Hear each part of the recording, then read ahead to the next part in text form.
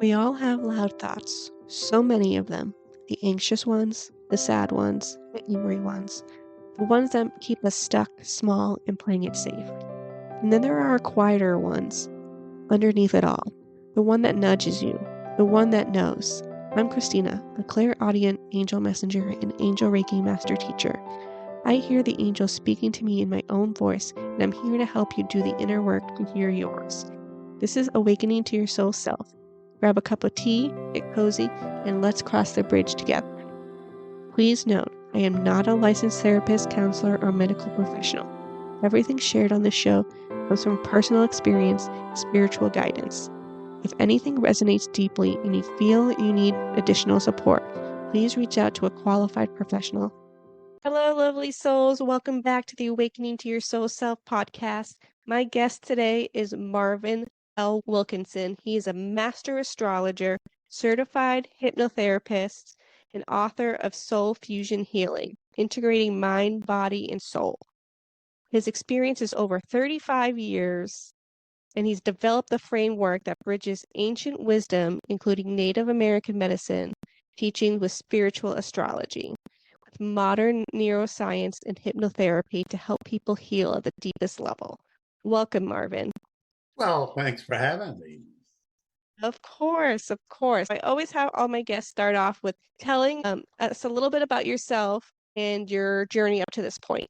Well, my journey started probably at least 50 years ago. I read Think on These Things by Jiddu Krishnamurti, and I realized I could think for myself. And that started me on a metaphysical journey. I got my first reading when I was astrology reading when I was 18 years old. It just blew me away that somebody would know me like Right? that. That started me on the journey. I grew up in Virginia Beach, where the Edgar Cayce Foundation is. I did a lot of studying in the Edgar Cayce readings and so on. My spiritual teacher came to me in the 90s. I did a lot of Native American studies. Then one day I told somebody, and of course I was back in the 80s with all us hippies. I started doing regressions, and that was quite fun and enlightening. Then I told somebody I was doing a reading, and I said, you ought to do a regression, get back what's in the subconscious mind. And they didn't know where they could find one. I said, oh, heck, I'll do it. I read a book about the new regression therapy, and it said something about a hypnosis course. I said, I'd never heard of that. So I studied hypnosis about 14 years ago. I've since been about 500 hours of courses and different conflicts people have. And of course, I practice. That's what my healing practice is all about. Beautiful. So you describe subconscious patterns as not being random, but what's actually written for the soul. Can you kind of go into that a little bit for the listeners? Well, there's always the purpose of life is to become self-realized. To do that, we have to have events that show us where we're responding in a positive or negative way, or from an old pattern of perspective and perception that's in error with our authentic self, our self-realized self. And in so doing, this helps us it helps us grow and helps us gain a different perspective and become more self-realized as we go through events in life, instead of doing the analytical, critical mind thinking, which makes everything duality and black and white. Interesting. What does the soul's blueprint kind of look like, and what shapes and patterns or noise that we have in our everyday life? Does that affect our blueprint? Well, a blueprint would be like the basic pattern of the soul, right? Yeah. We all have a blueprint of a multitude of lifetimes that we've made choices that were not in alignment with our authentic self. So anytime that we get into negative situations, or we don't evaluate negative situations in a positive light, use things as opportunities, or address situations that would give us a different perspective about things, there's a fragmentation. That fragmentation will occur to where it's separate pieces of our soul then are disconnected from our authentic beings. So we have to ultimately put back together the loss and the splitting or disassociation of those parts of consciousness that is come from traumas or a multitude of areas and ways that we experience life. Interesting. I'd love for you to talk a little bit about your work in astrology because I find that as a fascinating topic, but it's also a very vast topic. Could you give the listeners kind of like a one-on-one astrology information? Well, the best way to think of astrology is about a multitude of energies that you bring in with you at the moment of your birth. So Okay. astrology looks at energy as what's going on instead of looking at it from a thinking mind, your critical analytical mind Right. of what is going on. Einstein said all is energy, and frequency and vibration is how we're using the energy. Astrology helps us to break down a variety of different energies that astrologers look at your particular map of life and can see how these energies are connected to each other, or coordinate with each other, or in relationship to each other. I like to think of it as when a real astrologer will look at the gestalt, the total picture of Okay. an individual. Now, when you come to me with conflicts or you come to me with not completely understanding why certain things are happening in your life, I can look at certain energies that represent those patterns or programming that you've brought in so that you can learn a different perspective perceptions on these different energies and how to better use them, because energy is pure. So the Yeah. energy is up to how you choose to use it. People say, well, I have free will. Yeah, you have free will of an attitude. You can have a good attitude or a bad attitude, and that's your free will. Basically, you can have the free will and of how you use your creativity, and that is bestows on everyone is the creative energy that we can all bring in. So astrology is the map of your life that's broken into several different areas that can Okay. help you understand your life in a much better way, more Right. pure way, more authentic way. That's how astrology really helps people is helping people understand how they're using the energy, what may be a better way to use that energy. Interesting. What would you need for somebody to do an astrology session? What information would somebody need to give you? Their day of birth. That's it? That's all you would need for to tune into those energies? Yeah, because I mean, if you give me the date, and of course, I love to have the time and I like to know where you were born, but so few people, unless they know they want an astrology reading or have done one, know their time of birth. And that tells me a little more about their soul perspective. But their sun sign will tell me how they want to use and grow in this lifetime and what energy you're using to do that. So basically, when I say, like, I have a client come in for a hypnosis that's got Mhm. an issue or wants to get some clarity in life about a certain thing, or has trauma, or has a depression, or anything like that, then I just need to know what energy the day they're born. Their birth chart is, I run a birth chart on everybody. Wonderful. So the date is like the overarching energies. And then if you had the other information, it's kind of like magnifying a little bit more. Is that correct? Yeah, that'd be a good way to look at it. So on a soul level, sometimes we get caught in these everyday social patterns that or certain mindsets that come to mind being a human in the human world. Why is it so hard sometimes to break through patterns or mindsets that we have conditioned to create? Well, that's it. You're conditioned.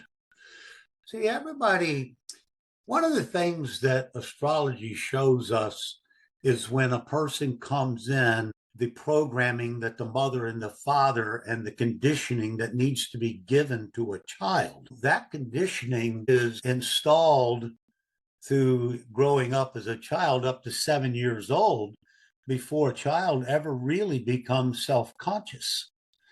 Right. By the time you get 20 years old, you have the conditioning and programming of your early life, and you take on some of the roles of the mother or the father, or even roles of your childhood experiences with friends and your siblings.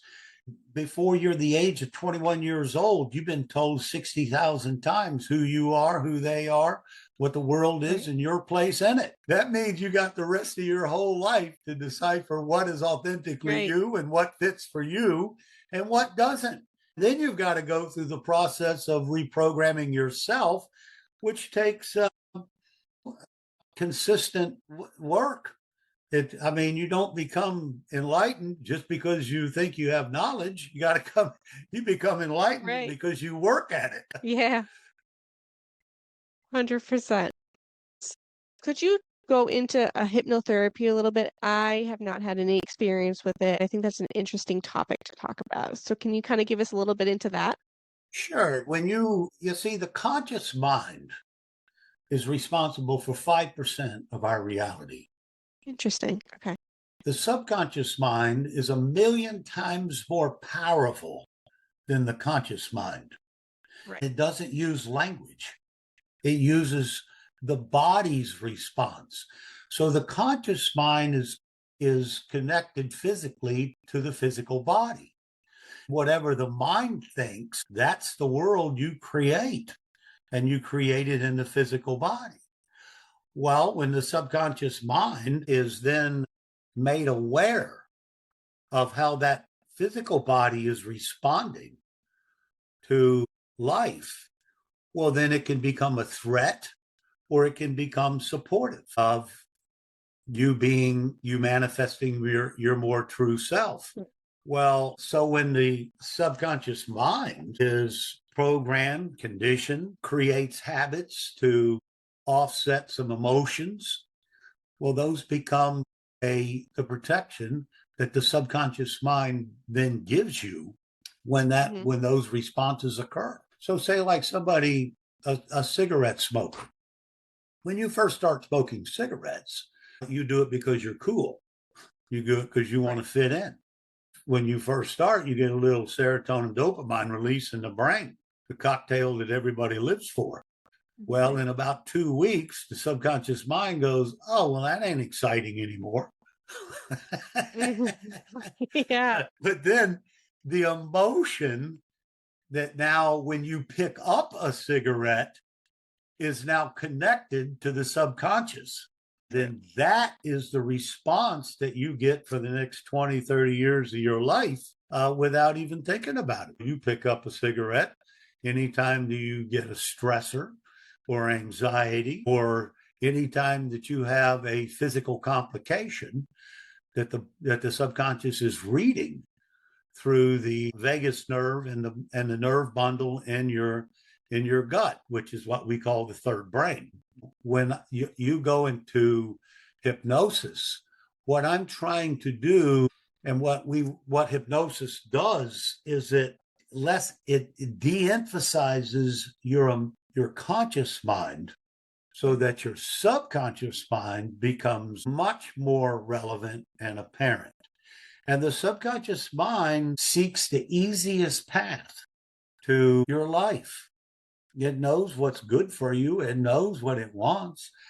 But the conscious mind isn't even aware of a higher mind. So now you see the problems, Yes. because the higher mind is the mind that's connected to the soul, to your maker, and to the greater benefit of who you are. Yeah. And so when you de-emphasize and disconnect from the conscious mind, you're now into powerful higher mind. You can make suggestions. So if you think of a problem in the brain is a problem connects to another area of the brain that thinks it has, that's the pathway that the neurons take that then causes a certain kind of response or perception. What you're doing in the subconscious mind is you're disconnecting from that point that is connected and connect it to a new point that now better serves you, that aligns more with your authentic true self. That, in Interesting. a Yeah. nutshell, That is I mean, so fascinating. it can cause, I mean, it sounds easy, but it's not. It's disconnecting from what we've known all our life or grew up is as the conditioning and programming is can be a challenge. It's something that you really have to want it, and you really have to work at correcting the misperceptions and miscreations of the mind. So that kind of goes to my next question. It would probably take multiple sessions to create those new rewirings. I usually do 5 sessions to make the change because I want to get, you see, beliefs are behind all problems. The first thing you've got to be adaptive to is that your beliefs that you've held are probably in error, because beliefs are the problem. Yeah. So if you, I mean, all fears are beliefs. You're making them up. True. The Right. conscious mind is really good at making stuff up. Yes, it is. We have to get to the place to where you understand what is the belief that's helping you maintain and keep that problem. When you're willing to look at your beliefs, well, then you're open to change. Once you Yeah. become open to change, well, then it's not a great leap to get the subconscious mind to help you realize that the change is beneficial. Once the subconscious realizes the benefit, well, then that change can occur. What does a typical first session look like? Well, the first session is going to basically be, I start off with reading the energies and where the conflict is, whether it's a physical, whether illness, disease, whether it's a habit, whether it's a fear, whether it's a condition of anxieties, which is nothing more than maintaining the past to define the present and why you're doing that. And then we're going to discuss the issue and the conflict that it's causing, and then what belief system you're holding on to it. A lot of times, for me, I like to go through a little hypnosis training. If you allow, see, all hypnosis is self-hypnosis. The Okay. hypnosis, when you come to a hypnotist, is hetero hypnosis. If you are willing to allow yourself to go into that deep, relaxed state, well, then you get into hypnosis where all magic can happen. Okay. But if you're resistant, stubborn, willful, and want to hold on to a fear of hypnosis, maybe, might be, could be, well, then you're going to struggle a little bit and not get as deep as maybe you would like to get, or I would like you to get, so that we can do that suggestibility state to where the subconscious mind is more relevant than the conscious mind. Yeah. So really it's about the intention of wanting to clear whatever they're wanting to clear. If that intention is not there, then your sessions probably aren't going to do as much effect, Well, correct? sure. I mean, but the basic thing is, I mean, the reason you come to a hypnotist is because you've got a problem that nobody else has been able to fix. Yeah, true. This is very true. Whether you've been in psychology or psychoanalysis for 10 years, or whether you've been to doctors trying to figure out your medical problems, or whatever it is, the mind is creating the problem.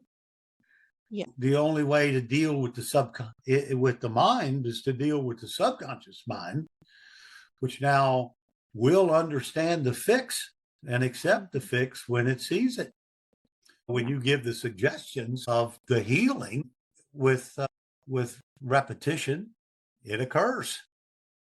I mean, Yeah. people go into, magical healing.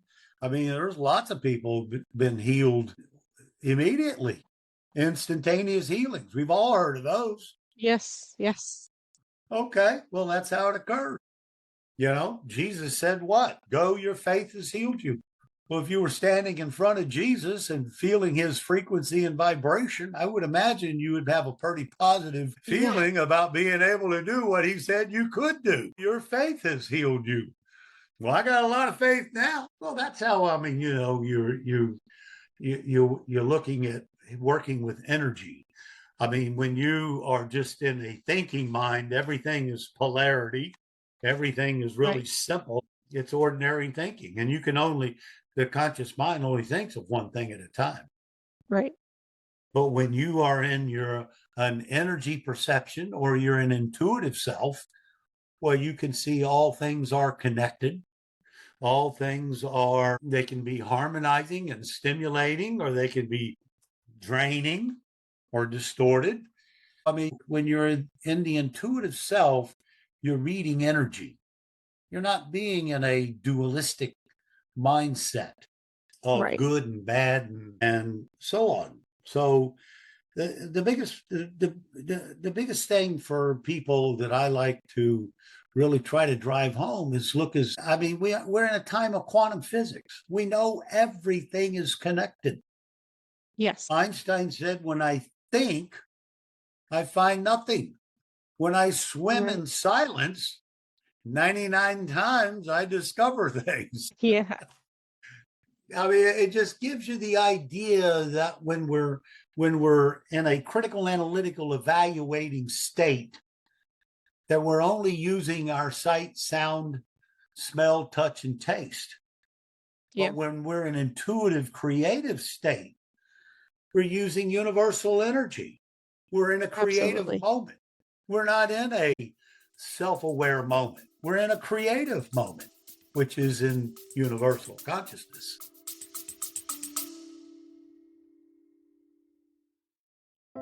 If you're ready to start quieting the loud thoughts and connecting with your soul self, I have a free gift for you. My Home on the Other Side meditation is available right now at ChristinaAngelMessenger.com. It's my way of helping you begin your journey. The link is in the show notes. Fascinating. So, with your work with astrology and hypnotherapy, do you ever do them together or are they completely separate? Oh, I do them together. I mean, Fascinating. it's who I am. I mean, you're not going to come sit in my chair and I'm not going to not do astrology. That ain't going to happen. I've been doing it 50 some years. I'm in thousands and thousands and thousands of charts. Then I'm going to know I'm a master at hypnosis and neurolinguistic programming. I'm going to know what programming and conditioning and all that you're following. And astrology is going to help me understand the energy and how you're using it. Are you being defensive with your Mars energy? Are you being angry with it? Or are you being discovering with it? Are you looking for a new ways to be creative? There's lots of magic that goes on with using both of them. You can't separate them. I mean, I can't because I've been practicing it for 35 plus years. Amazing. Can we talk a little bit about your book? Because that book seems very fascinating. I'd love people to get a little bit of a taste of the book. I'm a big quote collector. I've been collecting quotes since I was in my 20s, which is a long, long time ago. But I love the truthisms by Buddhas, by Lazus, by Hermeticism. I mean, there's so much profound truths been shared with humanity through the old self-aware beings and people. And I don't exclude Jesus. And we have people in today's time that are very, very self-aware. that I wanted to not only just use the tools that I use, I wanted to help reinforce those tools through the use of the remarks and sayings of people down through history. One of the most utilized ones that I use is Lazu, 1500 years before Christ. He said, Yeah. let reality be reality. I mean, Right. how much clearer can that be? Einstein said there's no such thing as time. Quantum physics says there's no such thing as time. You don't see time. You only Yeah. experience what your mind defines it as, Yeah. which is the personal conscious, which is what you can feel comfortable with. You're not going to see anything new. Right. So I brought together self-talk, the negative talk that we do to ourselves. Yep. I wanted to bring together an understanding of how detrimental that is, how we create and manifest our illnesses and our diseases. I wanted to share with people how you can go into the higher mind and find the honesties and the truths to what lifelong questions. The ultimate place to arrive is losing self-identity. You're not separate. When you get into that higher mind and you lose a separateness of identity, this means you're identifying with the universal consciousness. In universal consciousness, all is perfection. There cannot be disease. There cannot be imbalances. This is a place that I like to get people to ascend to that place. One of my favorite memories is a very Christian woman. She was a cardiac nurse. She was very, very steeped in the biblical belief systems. When I said something to her about taking her into the light, she says, "Oh no, I can't go there. I don't like light." I says, "Okay." We had a little discussion about what she may have feared of it. And then I said something about being able to talk to the Christ. And she says, "Oh, I'm not worthy of that." Wow. So I did some of my magic with her and taken her Yep. into hypnosis and had her go to the magic mirror where I have her see her auric field and so forth. I coached her into seeing the light. Beautiful. And then she comes right out of hypnosis and says, "I just had a voice speak to me. It said, 'I am always with you, my child.'" Beautiful. It changed her life forever Wow. because now she knows that the Christ is accessible. It lives within her and she is never, ever, ever disconnected. This is what we all need to understand. Our higher 100%. consciousness does not disconnect. We are in that disconnection, then we have the complications of what we call a normal life. But we are never, ever, ever disconnected. We always are able to connect in to Christ's consciousness at any moment in time when we're ready to let go of beliefs and separateness. 100%. I always believe that we're always attached to divine, God, universe, source, whatever resonates with you. That story is just beautiful because all it takes is to experience something, to realize that you really aren't ever alone. Your guides and loved ones, God, universe, source is always with you, always guiding you. That was beautiful, Marvin. Yeah. To take it even deeper, you're actually connected to a soul group, and the soul group is sending through your soul your desires. You're not, you come up with a desire. That's not your desire. That is the desire that has been put into your consciousness that now you play out. You're playing it out for a reason. When you think in terms of everything, every person, every experience is an opportunity for you to learn something about yourself. Yeah. When you can get to that place and then take responsibility for errors in perspective, errors in perception, errors in how you think and believe, well, then you can make changes in your life. One of my fun things to do is like I was in a aerobics class that I do 3 times a week. And Hmm. this lady, this little girl or young girl, was trying to twisting her shoulder. I said, "What's wrong with your shoulder?" She says, "Oh, I think it hurts. It's kind of frozen." I said, "Well, what's the belief that you need to hold on to that?"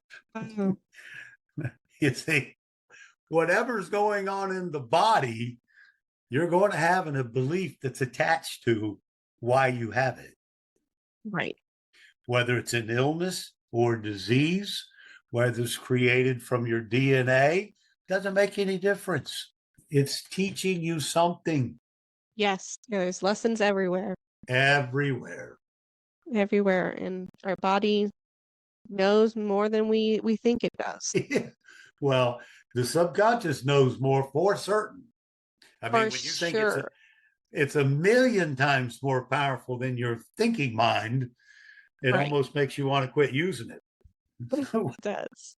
I was talking to a client earlier today before our podcast. I just told her, look, she was having trouble with friends and getting along with Yeah. people. I said, and she's really highly intelligent. She's a veterinarian and she's got a little Aquarian energy, which can be a little cold or standoffish. I said, well, you're an intellect. You're trying to relate to people at your level instead of just relating to people as they are. Just let people be who they are. Yeah. Just relate to the God that is in everyone. You don't have to relate to them as you relate to yourself. Yes. Then you can enjoy people. I said, open your heart, just like you do with your veterinarian service. Right.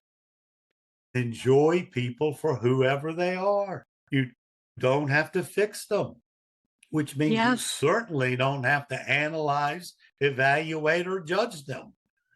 Just let them be who they are and enjoy them for the God that's in them, regardless of what life they're leading.